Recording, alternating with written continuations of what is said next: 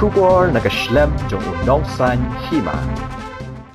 President ga Meghalaya Pradesh Congress Committee uba Vincent H. Pala ubalong ru MP ka Shillong akasi tho ding ula pentip baka All India Congress Committee kala ben suspend no ki sanwat ki MLA ki balik ai jing kersha ni ka sarkar Meghalaya Democratic Alliance habakren shikilat pathai kubor hadin balawai ki jelang jo ka seng Congress sa Shillong uba Pala ula thu ba katkum ka kubor bo ula yo na ka high command tabudan na Delhi kini ki sanwat kila benca suspend no nagaseng but akaju kapor kaseng kan sapa da kashiti ban panjing penchai negidi kisan good ba balai kimdei ban sha be do nagaseng congress hagadi ke jelang kino ilam jo kaseng congress kilaya tai ya thir lor ga jinglong jingman jo kasain perthei hadin bagini kisan good ki MLA kilalit ban ai jing kersha ni ko sarkar MDA claim da panjing bed lade yo jing bed na ke MPCC lade na ke AICC.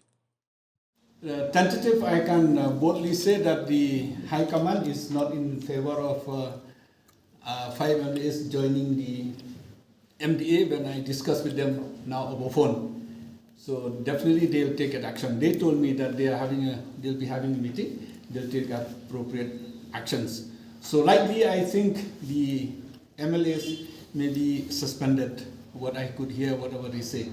The MLAs may be suspended and then a show cause notice will be given to them why they should not be expelled because of they have not taken a decision before joining the MDA government. So these are the few things which we have had a meeting and had a discuss in short with the High Command already because they are standby waiting for me to talk to them after the meeting.